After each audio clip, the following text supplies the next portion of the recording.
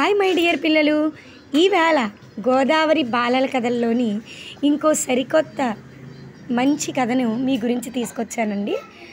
ఆ కథ పేరేంటంటే అన్నదమ్ములు అన్నమాట. దీన్ని సహస్ర అనే అమ్మాయి 7వ తరగతి చదువుతుంటా శ్రీ షిరిడి సాయి హై స్కూల్ కోరుకొండలో చదువుతోంది. వీళ్ళ తల్లిదండ్రులు ఎస్ విజయలక్ష్మి గారు. ఈ కథ ఏంటంటే, విశ్వనాథపురం అనేటువంటి ఒక ఊరిలో రామలక్ష్మణులు అనేటువంటి 2 అన్నదమ్ములు ఉండేవారు. వారు చిన్నప్పటి నుంచి చాలా అన్యోన్యంగా కలిసిమెలిసి పెరిగారు. అన్నంటే తమ్ముడికి గౌరవం, తమ్ముడంటే అన్నకి ప్రేమ. కొన్ని సంవత్సరాల తర్వాత ఇద్దరూ పెద్దవాళ్ళు అయ్యి పెళ్ళిళ్ళు అయిపోయాయి. కొన్ని రోజులకు తల్లిదండ్రులు చనిపోయారు. రాముడికి 2 పిల్లలు, లక్ష్మణుడికి పాపం పిల్లలు లేరన్నమాట. రామలక్ష్మణుల భార్యలకు తరచూ గొడవలు అవుతూ ఉండేవి. కాబట్టి అన్నదమ్ములు ఇద్దరూ తప్పని పరిస్థితుల్లో విడిపోవాలని నిశ్చయించుకున్నారు. కుటుంబాలు విడిపోయినా రామలక్ష్మణుల మధ్య ప్రేమానురాగాలు ఎక్కడా తగ్గలేదు. నాకు పిల్లలు లేరు కాబట్టి నేను నా భార్య ఉన్నదాంతో సర్దుకోగలం, కానీ నా అన్న కుటుంబానికి కష్టం అనే భావన రాకూడదు అని చెప్పి లక్ష్మణుడు ఆలోచించాడు.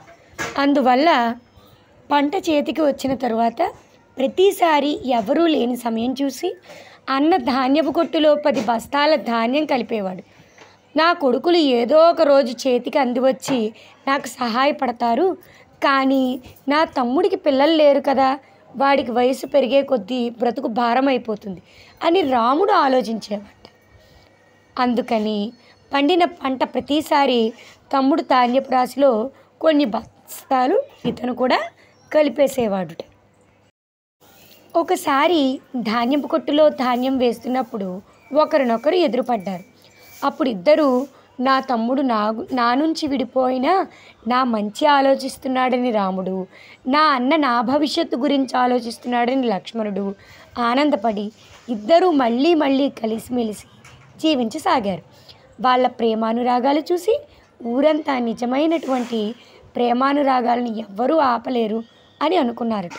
చూసారా పిల్లలు, ఈ కాలంలో అన్నదమ్ములు అన్యోన్యంగా ఐకమత్యంగా ఇలా ఉంటే కుటుంబాలు బాగుంటాయి. కుటుంబాలు బాగుంటే మన వంతుగా మన దేశాభివృద్ధికి మనం తోడ్పడిన వాళ్ళు అవుతాం. ఇలాంటి మంచి కథను మనకి తెచ్చినటువంటి చిన్నారికి కృతజ్ఞతలు తెలియజేస్తూ, ఇలాంటి మరెన్నో కథలు తెలుసుకోవాలంటే ఇప్పుడే మన ఛానల్ని లైక్ చేసి సబ్స్క్రైబ్ చేయండి. Thank you for watching.